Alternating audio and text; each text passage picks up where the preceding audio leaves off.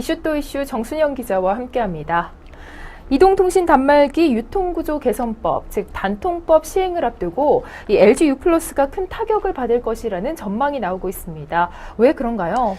네, 이 단통법 어떻게 보면은 이 국민들 소비자들을 위한 법이긴 하지만은 이동통신사 3사에는 지금 네. 비상이 걸렸습니다. 그동안 뭐 그 휴대폰 보조금들을 많이 지급을 해서 이 네. 타사의 고객들을 뺏어오는 그런 유치 전략들을 아주 치열하게 펼쳐왔었는데 네. 이제는 법에 정해진 그런 상한선 내에서만 네. 휴대폰 보조금을 지원할 수 있기 때문에 타사의 고객을 유치하는데 큰 어려움을 겪겠다라는 전망인데요. 따라서 시장은 어느 정도 지금 상태로 안정화될 것으로 전망이 네. 되고 있는 상황이죠.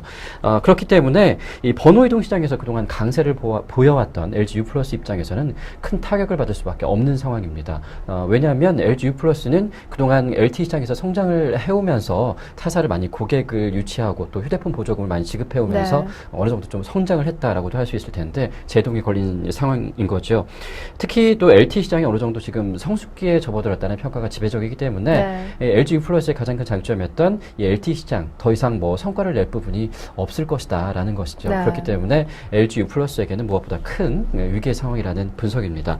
LG U+는 이에 대해서 요금제에 대한 어떤 그 체계를 바꾸거나 아니면은 서비스의 질을 개선을 해서 다시 고객 유치하는데 전력을 다하겠다라는 입장을 밝혔습니다. 하지만 아직은 그게 잘 먹힐지는 잘 모르겠네요. 네. 이제 LG U+가 살 길은 서비스 개선일 텐데요. 가장 취약한 부문 중에 하나이기 때문에 또 애를 먹을 것 같은데 어떤가요? 네. LG U+가 방금 말씀드렸다시피 정말 서비스 부문에서 뭐 좋은 모습을 보여드리겠다라고 의지를 밝히긴 했지만 네. 사실 그동안 LG U+ 많이 써본 소비자 입장에서 서비스가 그렇게 좋다라고 평을 내리긴 좀 어렵지 않을까라는 생각이 듭니다. 그렇기 때문에 이 LG U+ 서비스 아주 갈 길이 멀어도 한참은 멀지 네. 않을까라는 생각이 드는데요. 왜냐하면 그동안 이 LG U+는 서비스 부문에서 맨 끝에서 1위를 해왔기 때문입니다. 몇 가지 사례를 좀 들어보면은요. 한국소비자원이 얼마 전 밝혔던 지난해 이동통신 3사의 소비자 피해 건수 사례가 있습니다. 피해 건수가 총 667건이 접수가 됐는데 그중에 1위가 어느 통신사였을까요? LG U+겠죠. 너무 똑똑하시네요, 조혜 씨. 네, 네. LG U+가 피해 구제 건수가 가장 많았습니다. 네. 어떤 내용인지 살펴보니 이 LG U+ 같은 경우는 가입자 100만 명당 소비자 피해 구제 건수가 가장 많았었는데요. 네. 계약 내용 불이행 피해가 43.1%로 가장 많았다고 합니다. 계약 내용을 불이행했다는 건 참 상식적으로 이해가 되지 않은 상황인데 또 통화 품질 인터넷 연결 상태가 불량한 게 그 다음 순위였고요. 그 이후로 요금 과다 청구 순위였다고 합니다. 이런 상태로서는 과연 서비스 질을 개선하려면 얼마나 오랜 시간이 걸릴까 참 아쉽기도 한데요. 이 구두로 약정한 단말기 할부금 또는 위약금 지원 내용을 이행하지 않은 사례들이 대부분이었다고 하네요. 네. 보통 우리 소비자들이 계약을 할 때 이 구두로 계약을 한 내용들을 꼼꼼하게 계약서를 한자 한자 살펴보기 좀 어렵잖아요. 네. 또 특약사항 같은 경우는 실제로 계약서에 적혀 있는지 안 적혀 있는지 확인을 하지 못하시는 분들도 많이 계시는데 그런 점을 LG U+가 맹점을 악용했다라고도 할 수 있겠습니다. 네.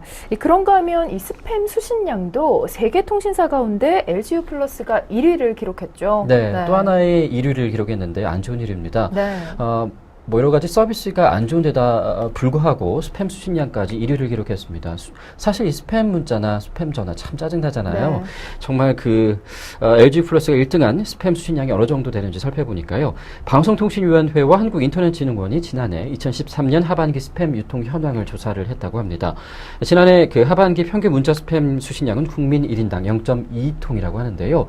잘 이해가 되지가 않죠. 보통 하루에 뭐 배통을 받는 것 같은데 네. 평균이 0.2통 정도 받았다고 하네요. 지난해 하반기 그 이동통신 3사 중 가장 많은 스팸 문자를 수신한 이동통신사는 바로 LG U+죠. 맞습니다. 네. LG U+가 1위를 했는데요. 네. 사업자별로는 SK텔레콤이 0.21통, 그리고 KT가 0.2통, LG U+는 가장 많은 0.25통을 기록을 했다고 합니다. 네. 비교가 되지 않는 숫자인데 LG U+ 이렇게 여러 가지 서비스 면에서는 좀 안 좋은 모습을 많이 보여왔음에도 불구하고 앞으로의 자구책을 찾는데 얼마나 좋은 모습을 보여줄지는 좀 기대가 되고 있습니다. LG U+의 올해 2분기 영업이익이 많이 줄어들었다고 합니다. 전년 동기 대비 32.3% 감소한 980억 원을 기록을 했다고 하는데요. 이 상황에서 영업이익까지 줄어들었다고 하니까 네. LG U+ 입장에서는 참 안 좋은 소식들이 겹치고 또 겹쳤다고도 할 수가 있을 텐데 이 서비스 부분에서 그동안 많은 안 좋은 소식을 그리고 안 좋은 평가를 받았던 LG U 플러스 소비자 입장에서도 그렇게 좋은 점수를 주혜씨나 그리고 저도 줄 수는 없을 것 같은데요. 네. 앞으로 이번에 단통법 시행과 함께 이 이동통신 시장에서 살아남기 위해서는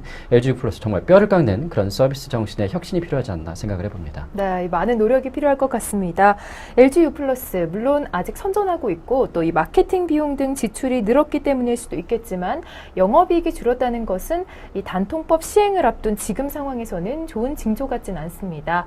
당신을 위한 유비쿼터스라는 뜻의 U 플러스 정신을 되새겨 본다면 이 위기의 시점에서 살아남는 해법을 찾을 수 있지 않을까 생각을 해봅니다.